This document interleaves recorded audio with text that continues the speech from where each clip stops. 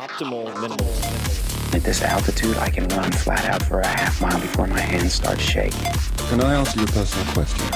Now would seem an appropriate time. What if I did the opposite? I'm a cybernetic organism, living tissue over a metal endoskeleton.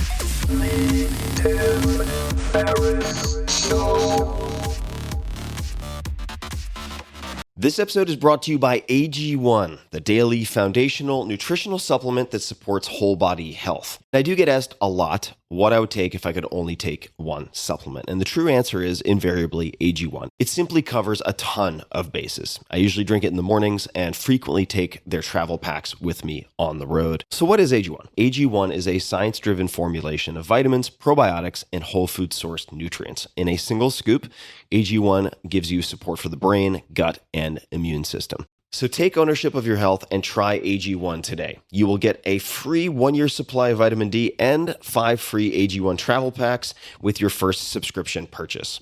So learn more, check it out. Go to drinkag1.com/Tim. That's drinkag1, the number 1, drinkag1.com/Tim. Last time, drinkag1.com/Tim. Check it out. Hello, boys and girls, mademoiselle et messieurs. Wait.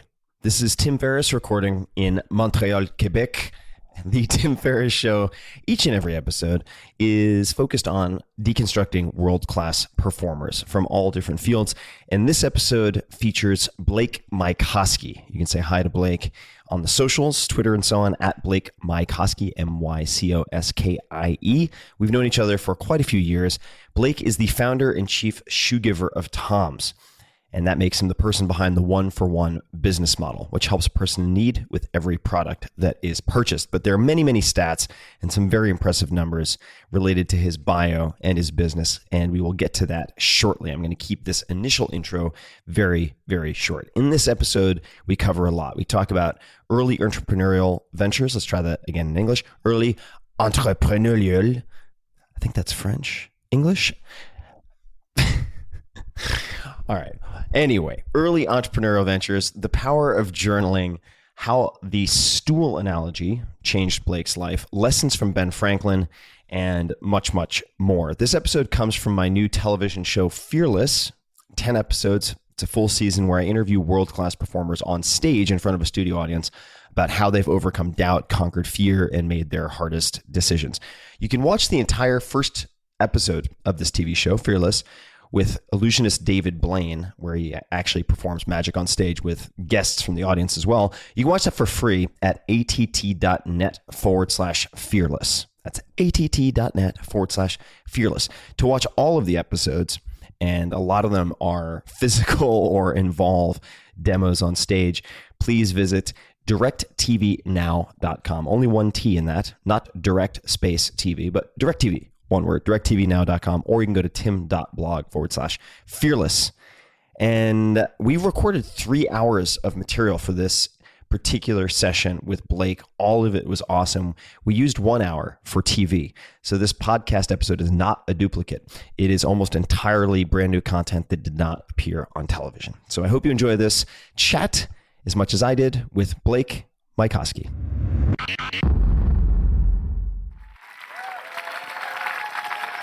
Welcome to Fearless. I'm your host, Tim Ferriss.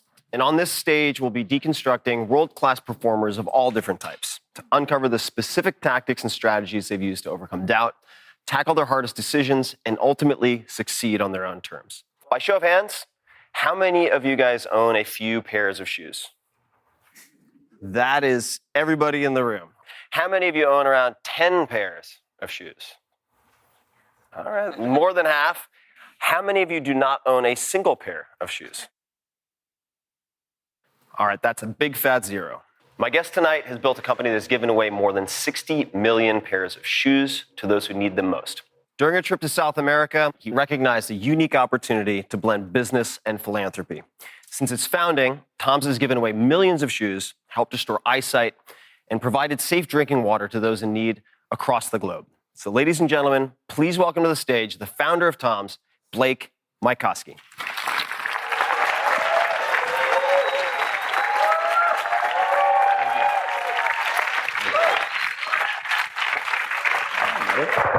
Good to see you, man. Watch your step.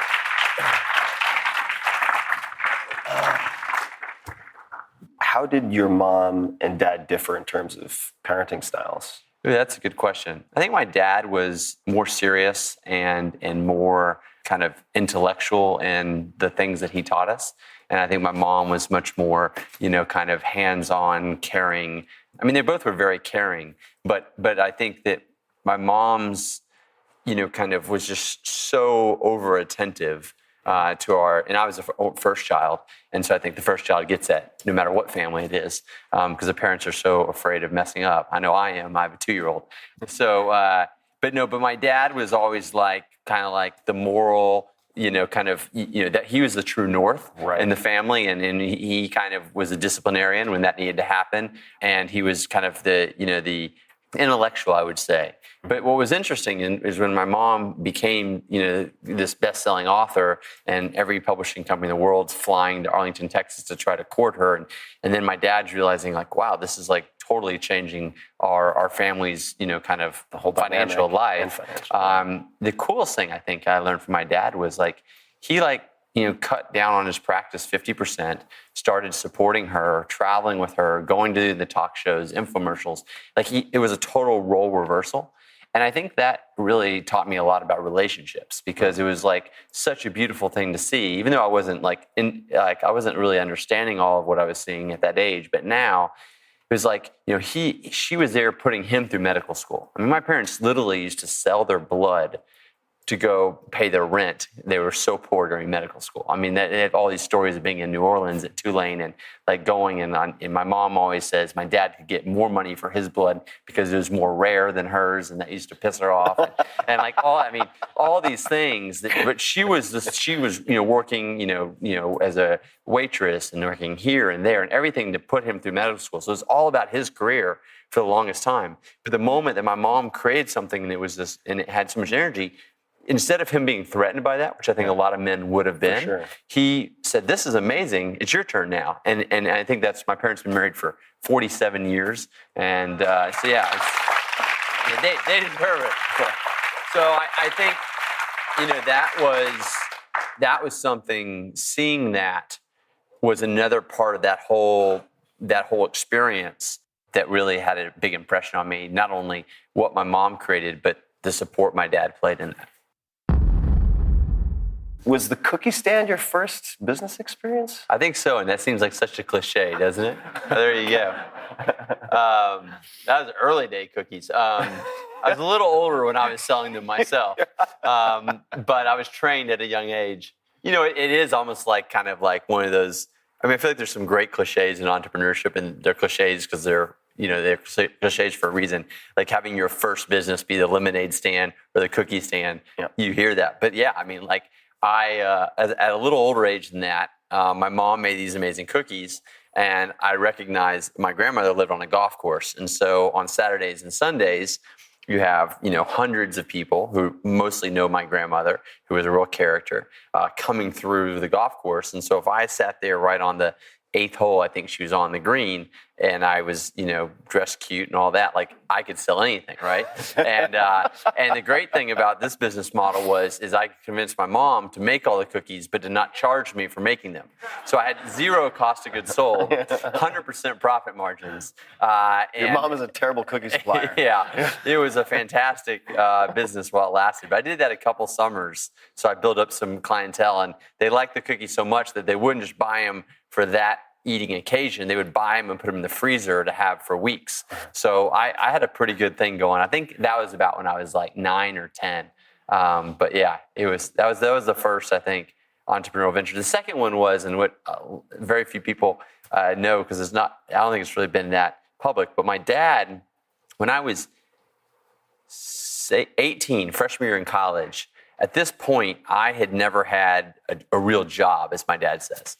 I was training to be a professional tennis player. So every single day after school, I trained from 3:30 till literally bedtime. And I was incredibly obsessed with tennis.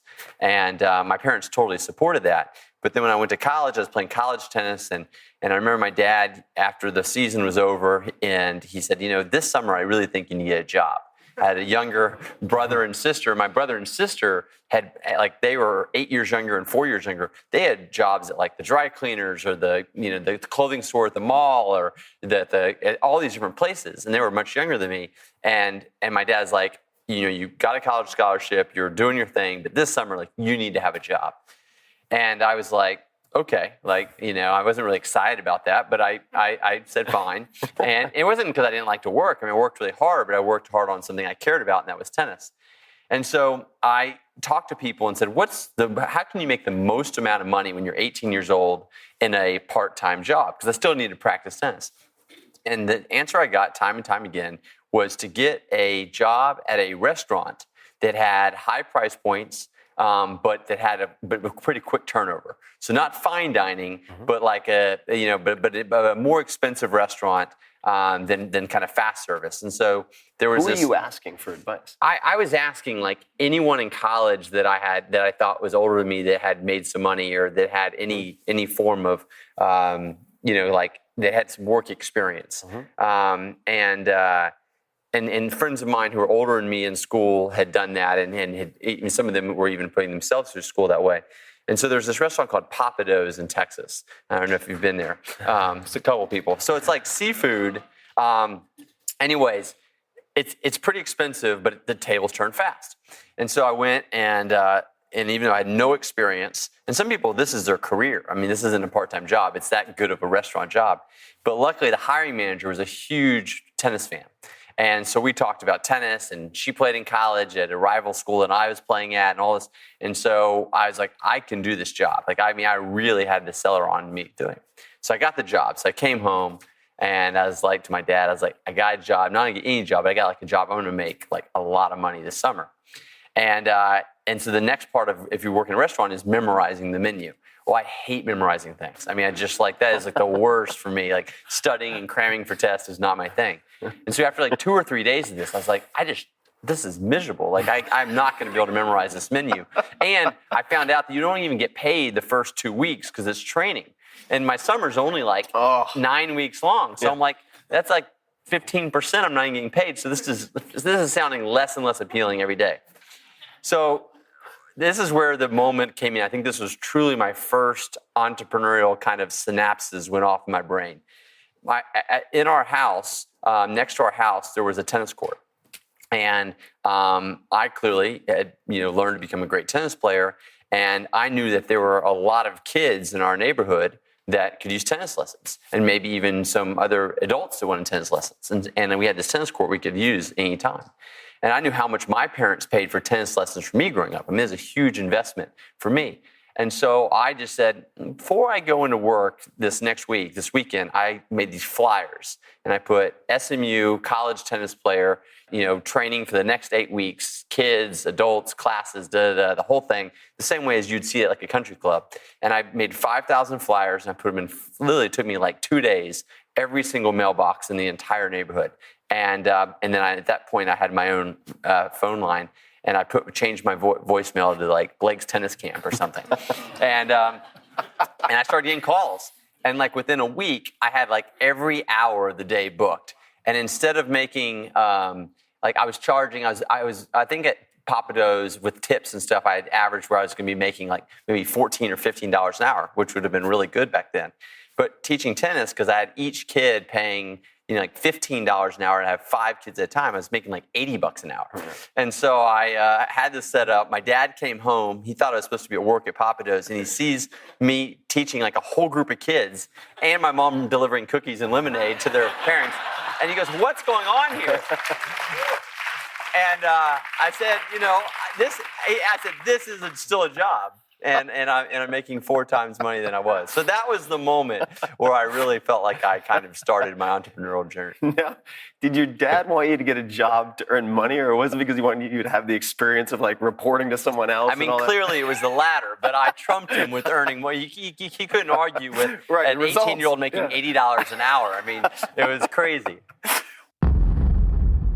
Every time I'm on an airplane, the first thing I do, if it's not getting a cup of coffee, is start journaling. I have a massive safe in my office that has hundreds and hundreds of journals. We're actually making a documentary film about the whole Tom's experience, and a big part of the film is going back and just grabbing random journals and reading these entries, and you're like, I can't believe I was saying this or thinking this.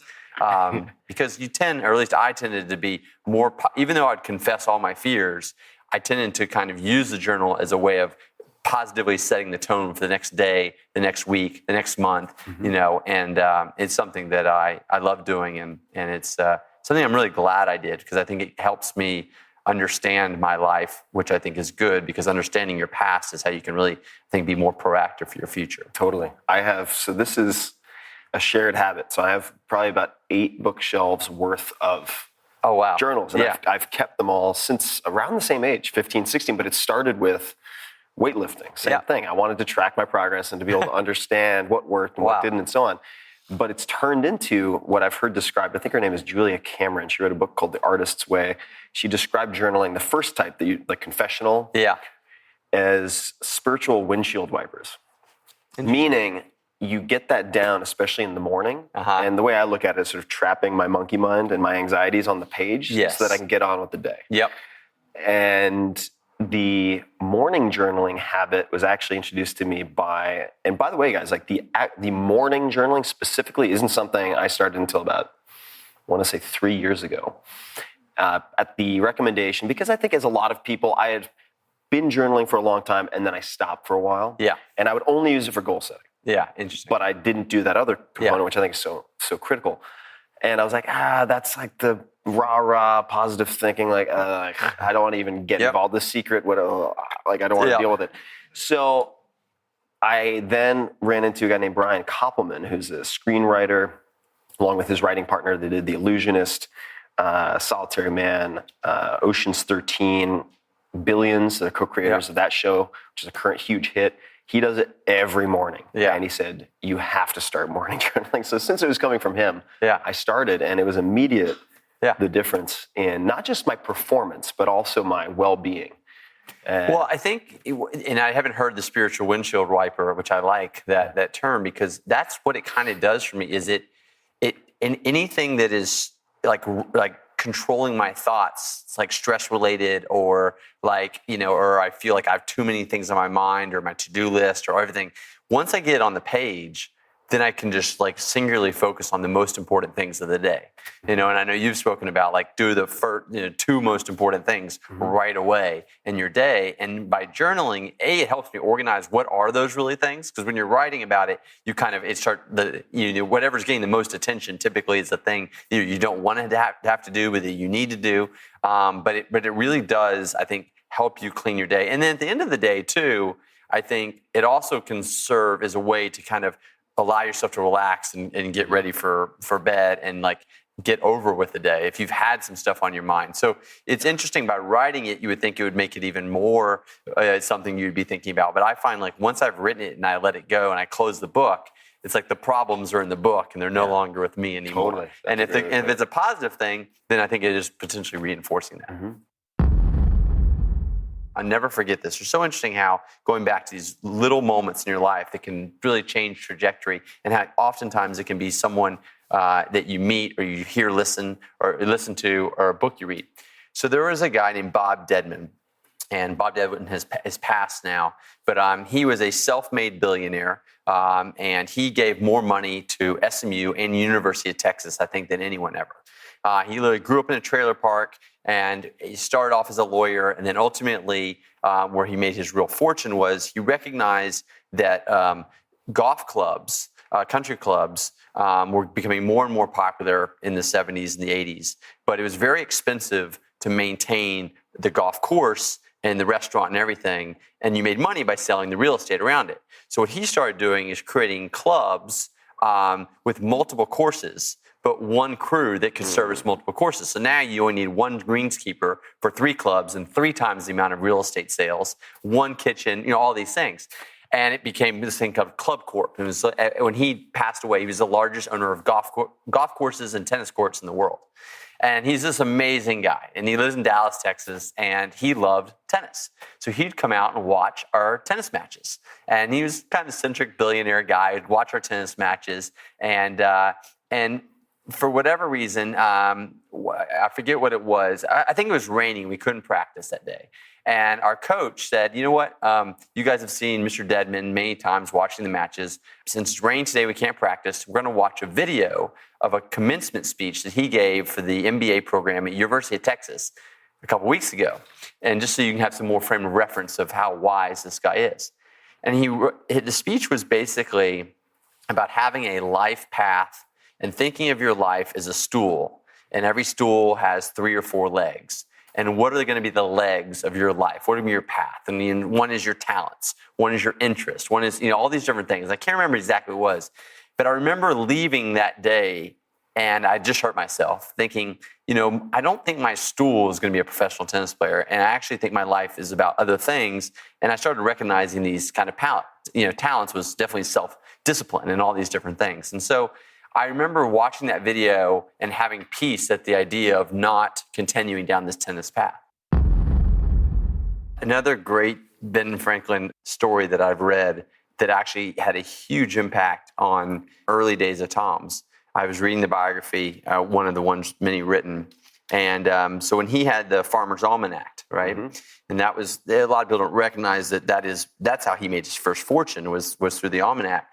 And most of the things we know Ben Franklin for actually happened after he retired at age 40. So he sold the Farmer's Almanac, had money at the time, retired, and then all this inventions and then came out of curiosities afterwards. But what my favorite stories is there was this person that would advertise in the Farmer's Almanac. And Ben Franklin did not agree with his ethics and his morals and his ideals, but he needed to take advertising money to keep his almanac going. And so what he decided to do was that night, he, instead of sleeping in his bed in his home, he slept in his office on the floor with only a piece of bread to eat. And he woke up the next morning and was just as happy as he was the day before. And that's when he said he would never take advertising dollars from someone he didn't believe with. And so that was a huge thing with me with early days of Tom's, is like, we will stay 100% focused on the mission, whether we make it or not, because we're going to be happier doing it the way we feel that is the right thing to do than cutting corners to make extra money. And that, when I read that was a huge thing. So now, I was just going to say, not only that, but that you can live with the worst case scenario. Exactly. Right. That's what he proved. So this is going. So we're going to keep kind of peeling back the onion here, because I mentioned Stoicism earlier. Part of the reason I suspect Ben Franklin did that is he was a huge Seneca fan. Yes. And Seneca, specifically, he has a collection of letters called the Moral Letters to Lucilius. Don't worry, this is going to be long. And there's letter, I think it's 13, called On Feasting, on Festivals and Fasting. That's it. And I know the name because I've read it so many times. And part of it is set aside a few days, I'm making up the time period, every month, where you will go with the cheapest of dress, the scantiest of fare, sort of the roughest of bed, asking yourself all the while, is this the condition I so feared? Yes. And I have a close buddy, Kevin Kelly, who's amazing. Kevin Kelly is the founding editor of Wired magazine and has done a million just incredible things. And what he would say to himself to kind of bring it into contemporary times, because he'd spent a lot of time backpacking as a kid, and he was like, I was always thrilled, even as just like a dirtbag college student backpacker, to have sleeping bag and oatmeal. He's like, as long as I have sleeping bag and oatmeal, I'm fine. I don't have to sell out.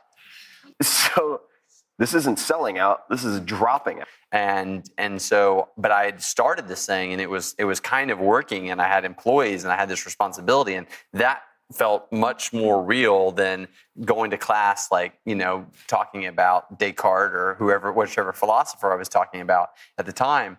And so I remember calling my dad, and I was really nervous because my dad, as we talked about before, is this really accomplished doctor, did, how many years of school, college, medical school, residency. He had made a life of education.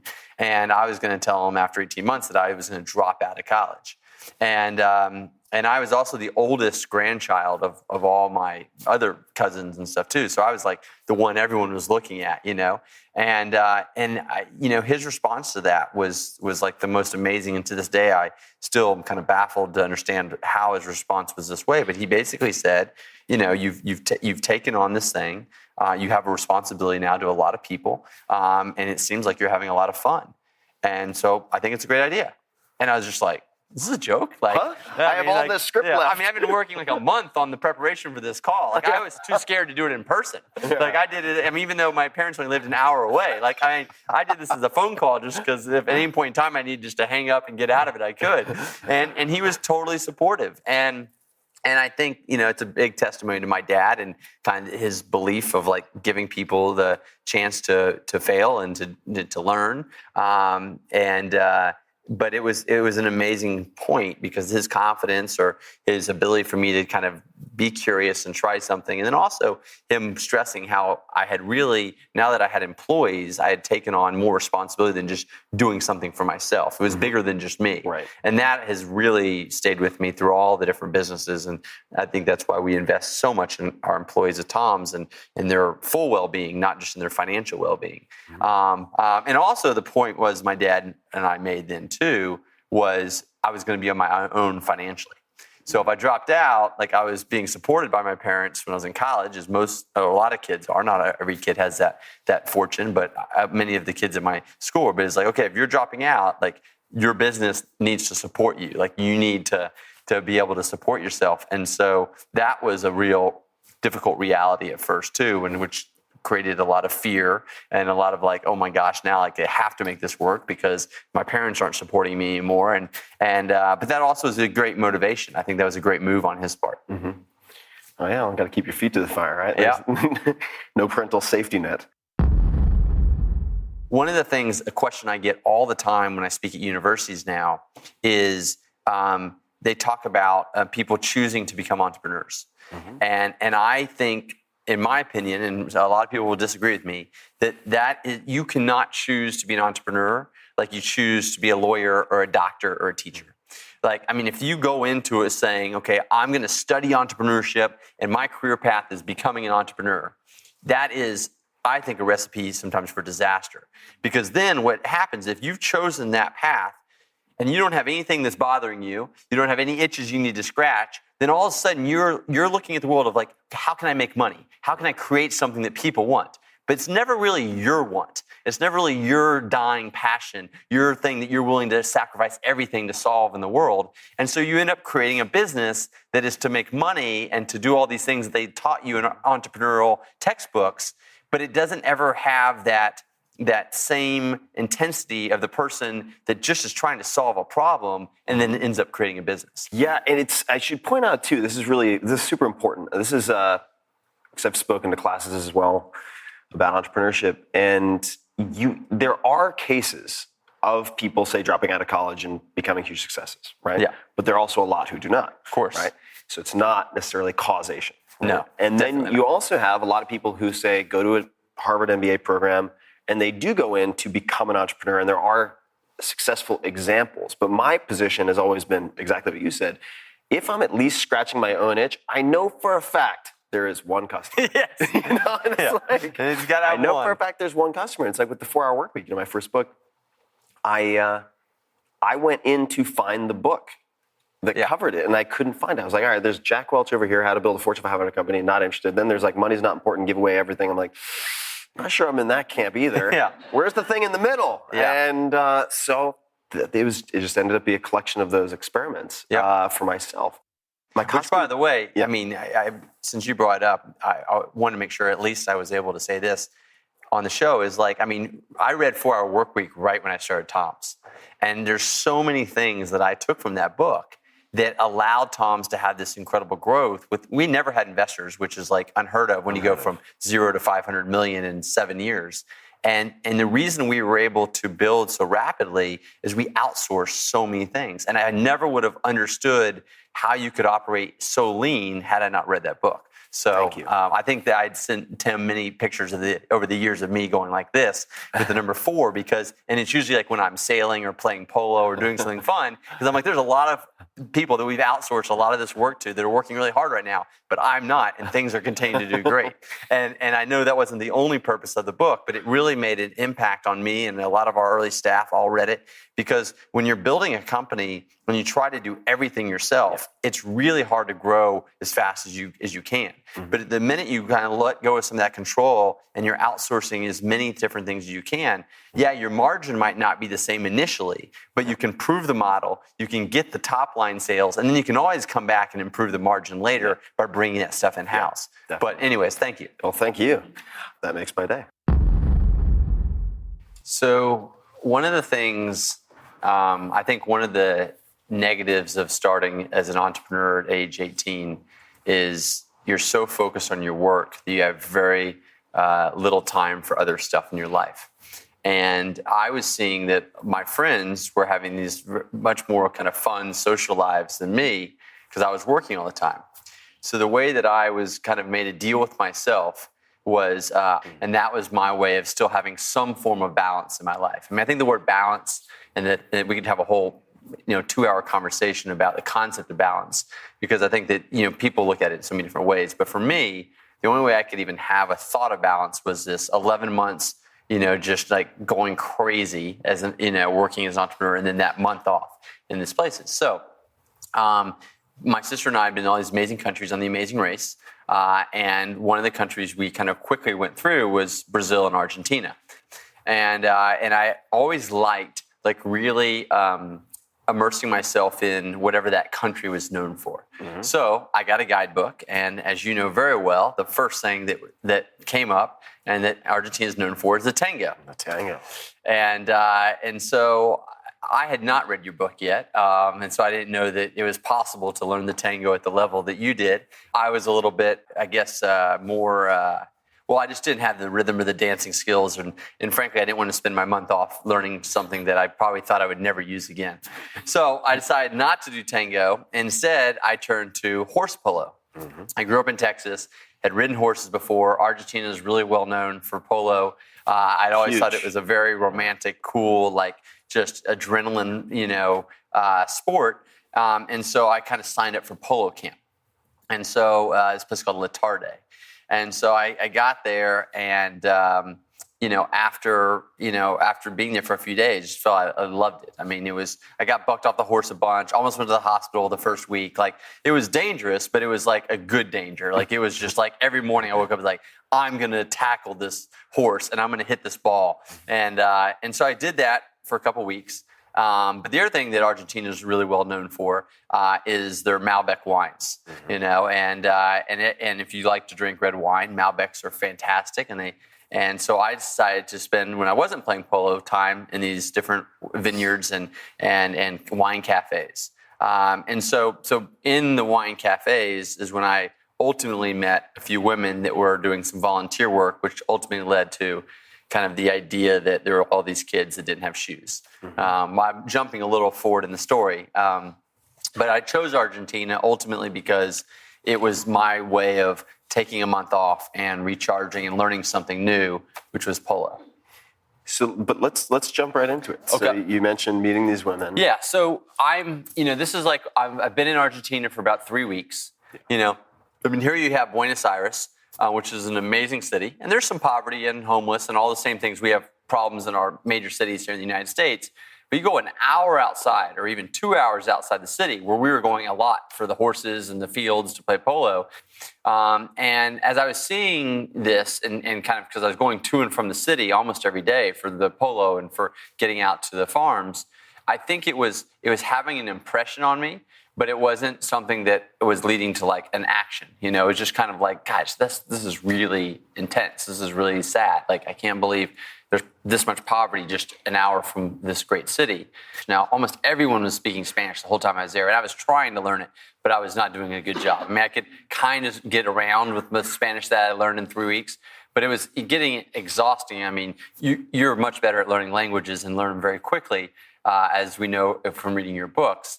But for me, I had not been blessed with that ability yet. And so I was just sitting at dinners most nights, listening to everyone speak Spanish. And it was like Charlie Brown's teacher, just wow, wow, wow, wow. I mean, and so I'd be like playing mental solitaire in my head until they finally would, someone could speak English to ask me a question. So when I hear 3 women speaking English, I'm just like, a bee on honey. I'm like, whoa, what are you guys doing? And like, it's so fun to talk to these women. And so they had been there for about the same amount of time as me.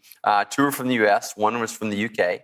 And so they were going around to wealthy families in Buenos Aires, collecting these, slightly used shoes, and then taking them to these towns and these villages outside the city where kids needed shoes.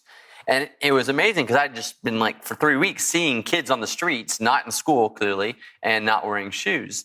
And I was amazed by the fact that this was like the limiting factor in their education, but I also believed it because I had seen all these kids on the streets. And so, I'm a very curious person, and I've been playing polo for 3 weeks, and I was kind of like looking for something more to round out my month experience. And so I said, like, I've never done anything like this, but could I come and help some way? If you're going to be distributing all these shoes the next week, like, can you just use another set of hands? And they said, absolutely, we'd love for you to come. And when we got there, the kids had been told that they were going to get shoes this day. So there was already this incredible excitement in the air.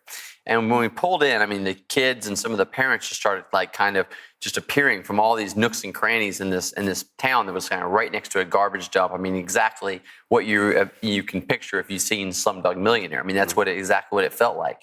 But there was incredible excitement and enthusiasm because they're getting these shoes. And it was hard because the kids, a lot of them, or most of them, didn't even know what size they were because all they had was like a pair of flip-flops and they didn't have a proper shoe. And so trying to get them fitted and that was a challenge, but we worked through it. And after all the kids had shoes, we played soccer and we just had a great day. He's like, that's pretty cool. He was actually kind of, at first he thought it was cool that anyone was doing this for these kids because he knew the area. But second, he thought it was a nice gesture. And so I was telling him about how awesome it was and how excited and how much fun. And he was listening really intently.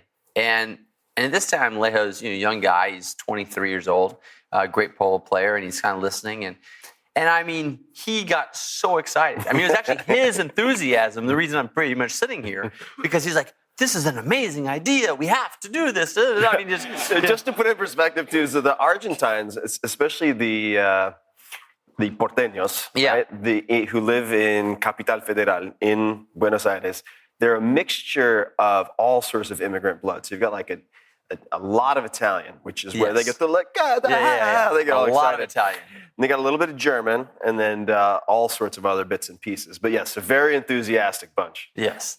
And so Lejo, professional polo player, 23 years old, doesn't know a thing about shoes, tells me, and at first it's not we, it's you have to do this. Like your idea, you do it. He's like, but I will help you, I will figure this out, And so literally by lunch, this is a guy who has 2 cell phones, not because he has a work phone and a personal phone, because he has 2 conversations going on at all times. It's like he's talking to so-and-so's brother and so-and-so's cousin and someone's in the, and it's all in Spanish, so I don't understand anything he's saying, but it's with enthusiasm. And then he'll yell at me, blah, blah, blah. And it's just like, this is what's happening. And so by lunch, he had already figured out friend of a friend, who made alpargatas like in their garage, an hour away. And like before I can even say no, like we're going. It's like, we are in this.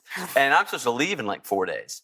And so, in that long car ride there and back, as we really kind of talked about it, like my entrepreneur brain started thinking, it's like, I think this could work. Because first off, I've been wearing this alpargata. I love it. It's like super lightweight, super comfortable. If it gets wet, it dries right away. And there's nothing like this. The only shoes that are in this kind of canvas slip-on are like Converse or Vans, and they're heavier and they're clunkier. And I've worn those all these years, but this is a different. So I started to really kind of fall in love with the product as well as the idea. And then I recognized that like this didn't have to. It was the first time I had an idea in my life that I didn't think of as a business, really. Even though I was structuring it as we're going to sell something and give something and it's going to be a business, not a charity, I didn't think of like, I need to do this to make money. Like I had made some money. The driver's ed business was going great. Like that is, is just sales are just skyrocketing. I'm a little bit less interested in like starting a business to make money. but I'm really thinking this could be fun. And that's the thing I always try to like make sure that people really understand in terms of the beginning motivation. I was connected to these kids, and I think this could work and help them, and it's gonna be a ton of fun. Because now I was gonna go back to Argentina 4 times a year. I mean, this is a great excuse to go to this country that I'd fallen in love with, and Alejo was so fun, and other people were, so long story short, we get to this guy, and we're telling him like, no, we don't want alpargatas. We want to have like a nice insole and arch support and all these things. They're going to make the shoe cost like 5 times as much money. And he's like, no one will ever buy this. Like no one will ever buy this. It's too expensive. And I'm like, no, but we got to make it. It's got to last long because these things wear out in a couple of weeks. And like just things that even though I had no experience in shoes, I just as a customer, I would want the shoe to look this way, but I'd want it to perform a different way. And so after a couple of days of going back and forth, and meanwhile, I've now called my partners of the driver's ed business and told them it's not going to be a 1-month vacation, but 2 months this year.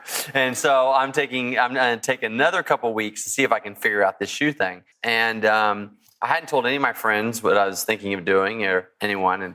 And I just started like calling, my sister and girlfriends and friends of mine that I thought, would appreciate this shoe, and not telling them the story initially. That was one of the key points. So selling the product on the product's merits? I knew that the story would get people excited, but I didn't want to like really go into making this a venture unless I felt the product could stand on its own. Mm-hmm. And plus I also didn't know how much to charge. So I needed to kind of get people's reaction. Like, do you like it? Number one. Number two, how much would you pay for it? Because it was such a different shoe than anything else out there. And so I spent a week or two really doing that. Can I ask you a question about that? Sure. So you seem to have a long history of doing market research by asking women. Yes. You got the theta. We didn't even cover. Don't they buy most of the stuff? Well, you got like the theta. We didn't even cover the theta sorority. Like collaboration with Easy Laundry. That's a whole separate episode. But did you ask primarily women about? I did. Even though I didn't think it was, I thought men and women would buy the shoes, but I just felt like I didn't know very much at all about shoes in my life. At that point, I knew nothing. But what I did know is that every woman in my life spent a lot of money and time on shoes. Yeah. Like, I mean, whether it was my mom, my sister, my girlfriend, they were always buying shoes. Yeah. I never really saw my guy friends buying shoes. I mean, obviously they had to because they wore shoes, but it wasn't like they talked about it. So I figured, like, let's go where this conversation's already happening. Yeah. Let's just enter into the conversation. Right. And so that's why initially my kind of quick market research was women. But it was so cool because I remember this time, I had several girls over to the house or the apartment at the time in Venice, and they thought they were coming over for like this dinner party that I was going to arrange. But instead, I had all these shoes on the table, and they were like, "What's going on?" And I was like, "Well, we're going to have dinner, but before I want to show you earn your dinner." Yeah, to earn your dinner. There is no free dinner.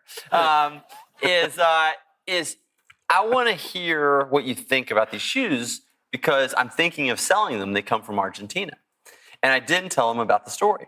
And as I saw them in my living room, trying them on and getting pretty positive feedback of they're cute, they're comfortable, I'd wear them with this. I mean, they were kind of talking amongst themselves.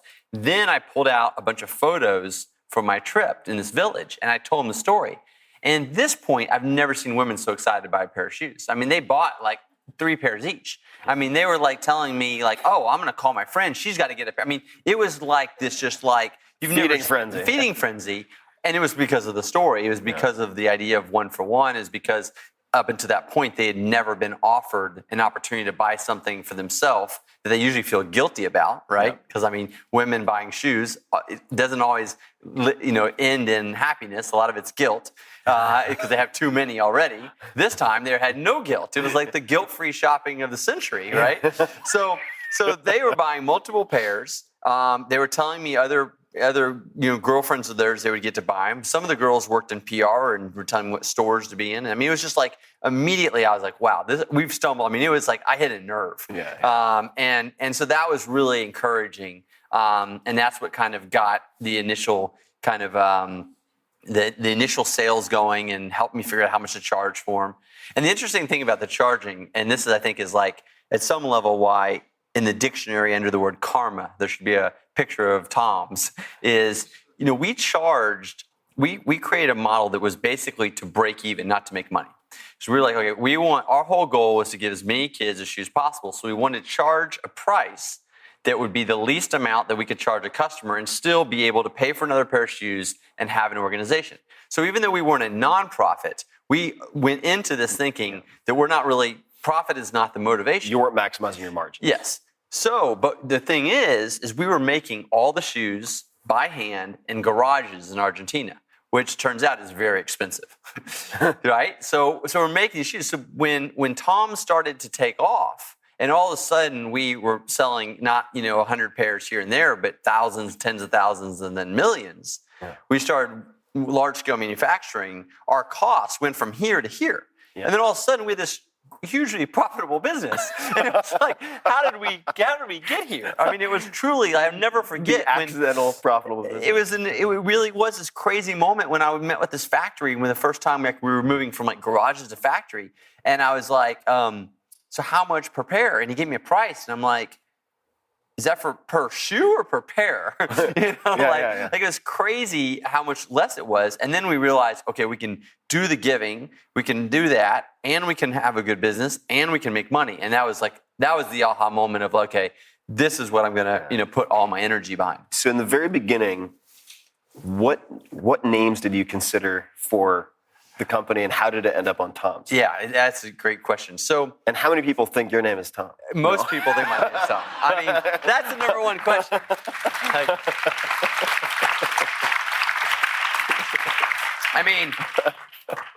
You know that Tim's a great interviewer because it's been an hour and 45 minutes until he's asked me that question. 9 times out of 10, that's the leading first question because it's so obvious. So the name Tom's. So I wore this shoe today in particular because it's one of my favorite shoes we've ever made, and it's also one of the first shoes we ever made 10 years ago. And so what happened is I originally called them tomorrow's shoes. And the reason they were called tomorrow's shoes is that we thought we could make a better tomorrow by selling a pair today and giving a pair tomorrow. Mm-hmm. So that was our pitch, was if you buy a pair today, we promise you that we will give a pair tomorrow to a child in need. And so, thank you. And so for the first couple weeks, they were called tomorrow's shoes. We're down in Argentina, we're making them, whatever. And then we start looking at all the other kind of casual shoes in the market, because now we're starting to think about this a little bit more like, okay, we gotta figure out how are we gonna brand this thing. And so we're looking at the shoe, and this shoe in particular, there's not a lot of places to brand it. But the most natural place would be on the back. And there's no way I could fit the word tomorrow's on the back of the shoe. It just wouldn't fit, no matter how little the font got. So I said, okay, we'll call it Tom's Shoes for a Better Tomorrow. And so Tom's coming from the word tomorrow, and we chose the Argentine flag because that's where they were being made, and we got rid of the sun and put the Toms in there, and and that's how it started, and that's how the name came. But it's funny because literally, still to this day, people call me Tom, and especially in the beginning. Before anyone knew what I looked like, and they just assumed that there was this Tom. And one of my favorite stories is, in order to sell the shoes, it's like anything else as an entrepreneur. Like, the story is as important as the product. You got to make sure you have a good product, but you've got to convey your enthusiasm. And so when I first got into Nordstrom, which was pretty early considering how small a business we were, they said, well, we'll sell your shoes in these stores in Southern California, but you have to commit to going every Saturday and literally sitting there next to them and telling the story, because the story was what was so interesting. And so I said, fine, okay, I'm gonna do whatever, So I would go, and I'd never forget this one manager. I got there on Saturday morning, bright early. I'm all excited, and I'm like, "Hey, I'm Blake. I'm here to sell the Tom shoes." And she looks at me and she goes, "Oh man, we have a problem." And I was like, "What's the problem?" She goes, "We've been advertising for a week that Tom is coming." And I was like, "I am Tom."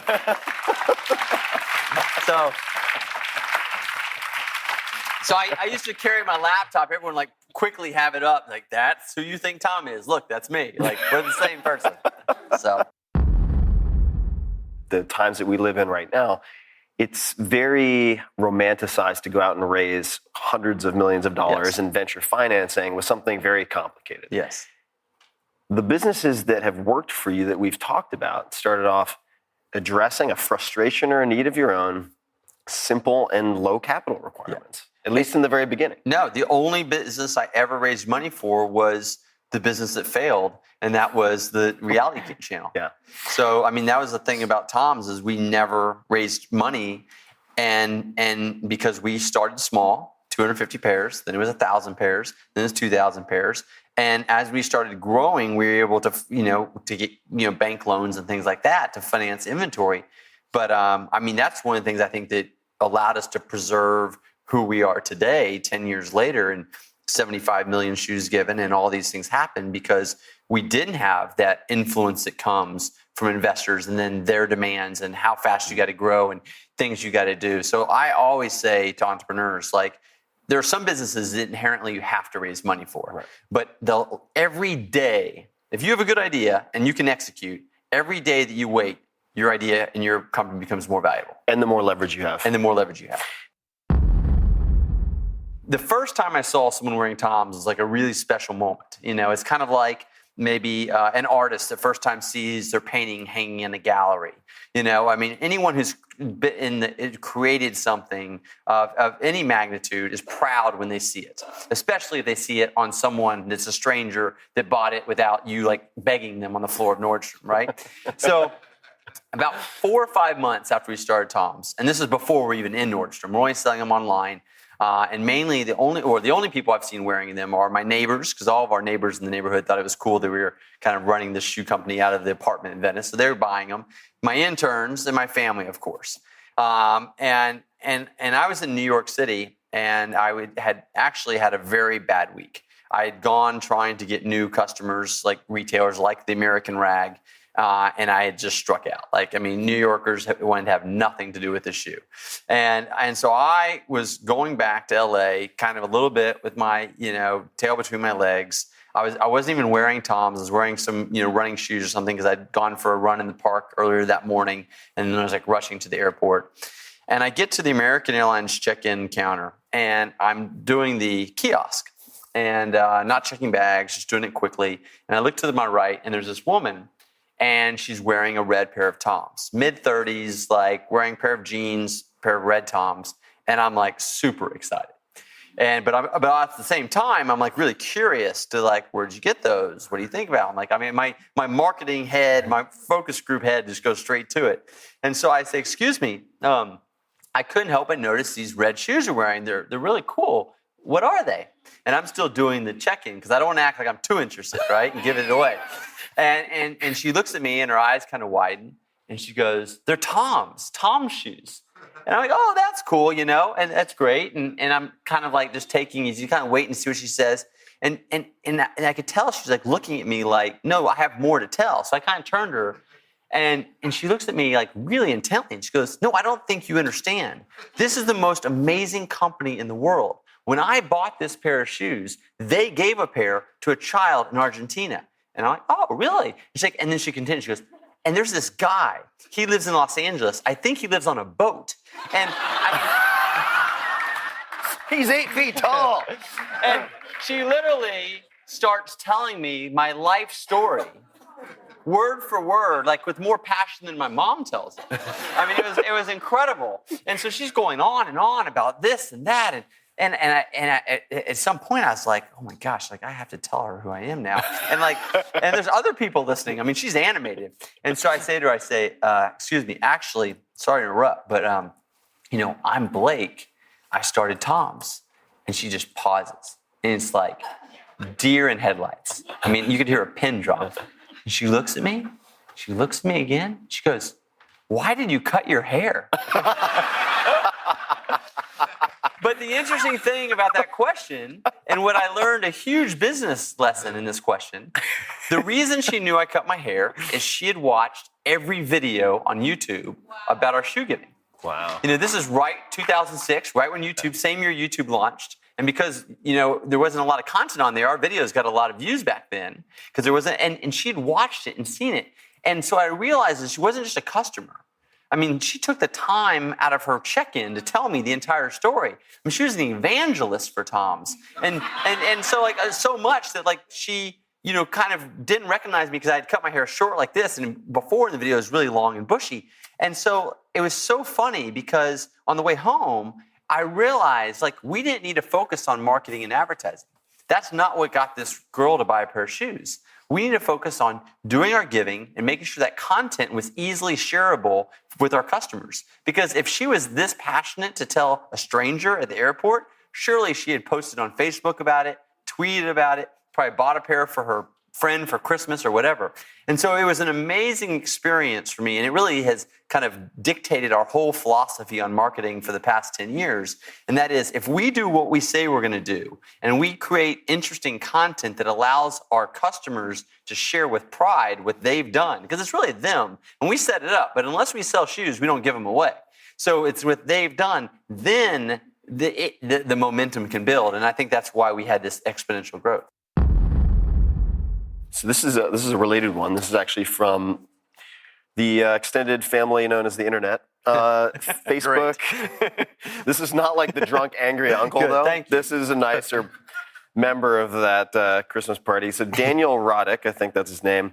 And I'm going to shorten this a little bit, but there's a term I've heard used before called WFIO moments, pronounced WIFIO, which stands for "we're fucked, it's over." And, you know, essentially, when your business, it seems like it's on the brink of death or failure, running out of cash, PR crisis, moved by competitor, et cetera, et cetera, et cetera. So the question, and it goes on. This is a long question, but I was just wondering if you had any particular examples. Wifios. Yeah, from Tom's, if there were any sort of existential threats when you're like, oh boy. There's one that just, I mean, is clear as day. This is in the second year, we now have made that transition from making them in garages to a big factory. Mm-hmm. And knowing nothing about how to negotiate with factories, and factories can smell naivete like a mile away. We totally got screwed over by a factory, and we had taken all these big orders. We had taken all the cash that we had. I mean, not just Tom's, but like me personally, out of my personal checking account to order all these shoes, knowing that we were going to sell them for a profit, and then we would be able. And so it was a cash flow thing, and I'll never forget, I was with my dad, and it was actually the day I was getting the sailboat that I was going to live on. I lived on a sailboat for 6 years. It's a whole other story about essentialism and not having stuff that you don't need in your life and simplifying your life, which I was very intent on doing after spending so much time in Argentina. So I'm going to get the boat with my dad. Like, this is supposed to be a great day in my life. And I get a call, and it's Sean, actually, the guy you saw. And he's like, we have a problem. And I'm like, what? He's like, every single sole on the shoes are falling off. Ugh. Like, they're not like not good quality. Like, they're falling off. Like, the glue they used at the factory got hot on the way here, whatever. It's like, it's disintegrating. And like, all these people are expecting their shoes, and all your money is in this. And like, we don't have money to order shoes. I mean, it was definitely a Wifio moment if there ever was one. And you know, it was.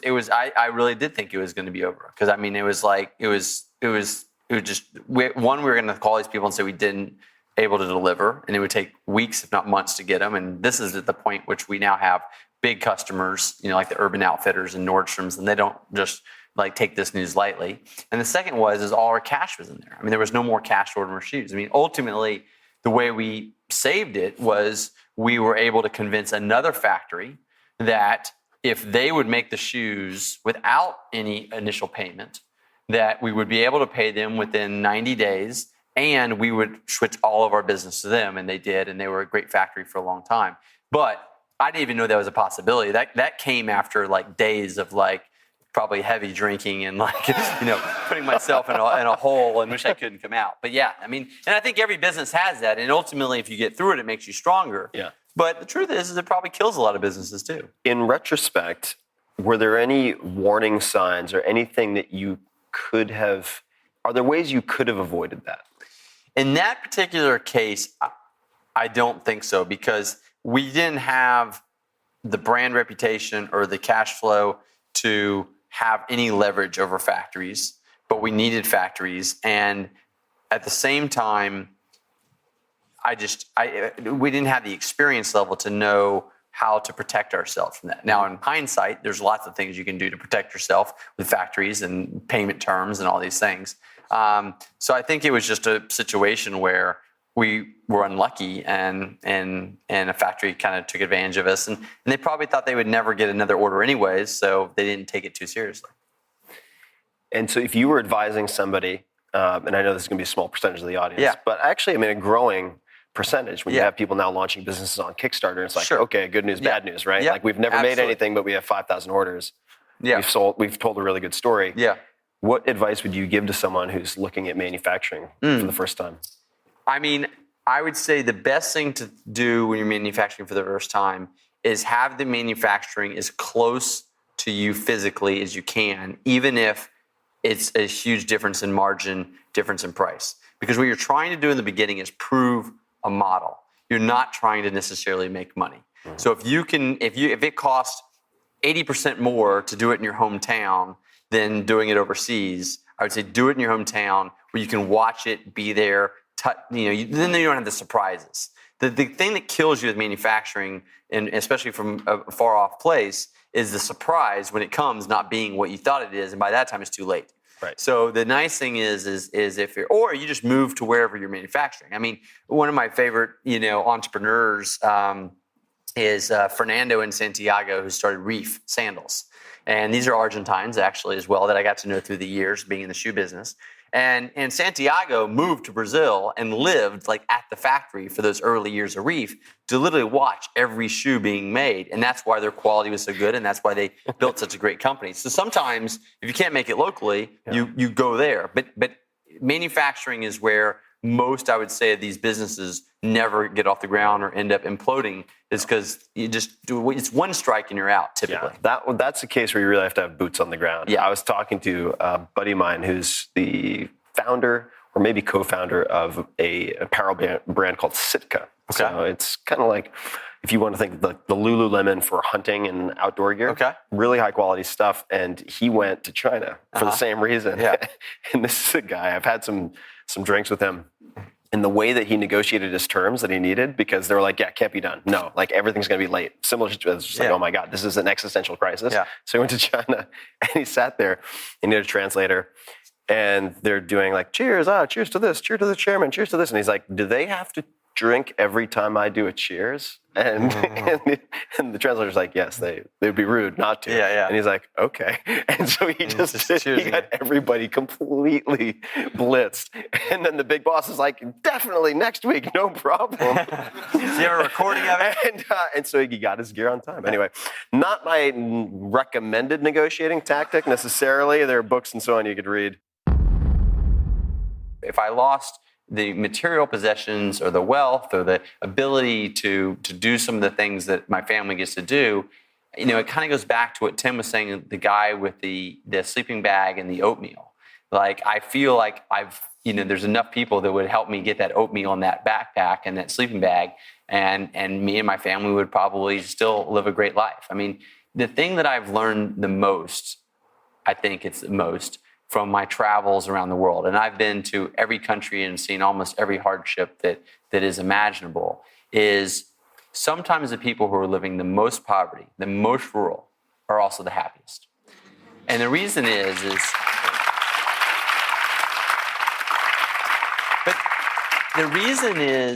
because their life is so simple that they spend their time in relationships.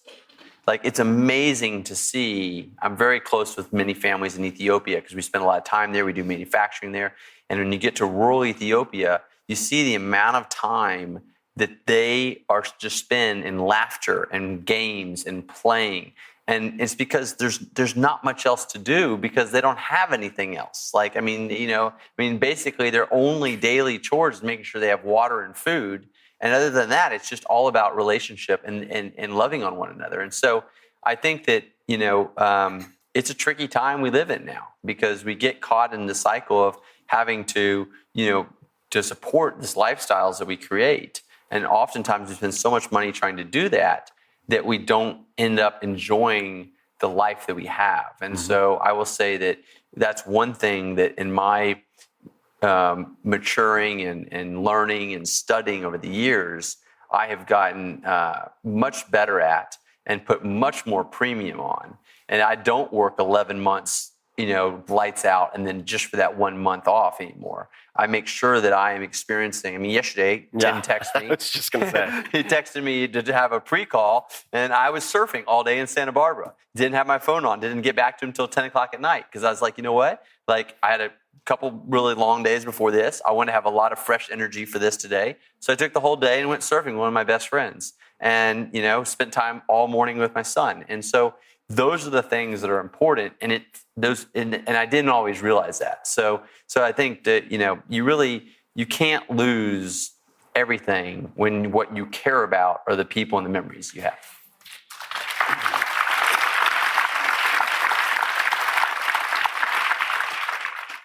Ladies and gentlemen, Blake Mycoskie. Oh, thanks. Hey guys, this is Tim again. Just a few more things before you take off. Number one, this is 5 Bullet Friday. Do you want to get a short email from me? Would you enjoy getting a short email from me every Friday that provides a little morsel of fun before the weekend? And 5 Bullet Friday is a very short email where I share the coolest things I've found or that I've been pondering over the week. That could include favorite new albums that I've discovered. It could include gizmos and gadgets and all sorts of weird shit that I've somehow dug up in the world of the esoteric as I do. It could include favorite articles that I've read and that I've shared with my close friends, for instance. And it's very short. It's just a little tiny bite of goodness before you head off for the weekend. So if you want to receive that, check it out. Just go to 4hourworkweek.com. That's 4hourworkweek.com, all spelled out, and just drop in your email and you will get the very next one. And if you sign up, I hope you enjoy it. This episode is brought to you by 99 Designs. I've used 99 Designs for years for all sorts of graphic design needs. Whether you need a logo, website, book cover, or anything else, 99 Designs was created to make great designs accessible to everyone and to make the process of getting designs much, much easier. So when I first started out, for instance, testing prototype covers and getting prototype covers for the 4-Hour Body, I went the contest route. That is one option. This is a great solution if you're looking for fast, affordable design work and the ability to choose from dozens of options risk-free. Let's say you need something late night, quick turnaround. Well, people in other time zones, other countries can also help you solve that problem. Since then, I've worked with 99 Designs on a separate path or a different option, and that is the one-to-one project service. So, in a number of cases, and I'll give you one example, when I wanted to create the cover for my audiobook, The Tao of Seneca, this was a very important project to me, I decided to use their one-to-one project service. And with this service, you can invite a specific designer to your project, agree on a price, and then work together until you're satisfied. And they allow you to iterate and provide feedback and all this stuff. And I haven't shared it yet, but we also got some incredibly good, really some of the best illustrations I've ever seen from using this one-to-one project service with a handful of different designers and illustrators. It blew my mind. 99 Designs makes this all very easy and efficient. So you can check out the Tao of Seneca design and other work that I, and your fellow listeners for that matter, have done on 99 Designs at 99designs.com/Tim. And right now, you can get a free $99 upgrade on your first design. Again, that's 99designs.com/Tim. This episode is brought to you by Inktel. I've used them personally. Ever since I wrote the 4-Hour Workweek, I've been asked over and over again how I choose to delegate tasks, how I do 80-20 analysis, and so on.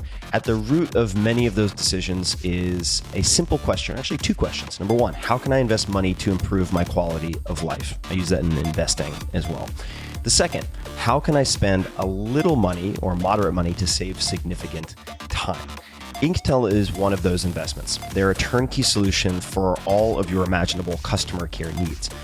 I used Inktel during the launch of the 4-Hour Body, which was very, very involved, and they provided 24/7 customer service for my Land Rush campaign because it was critical for me to take care of every person who purchased my books and participated.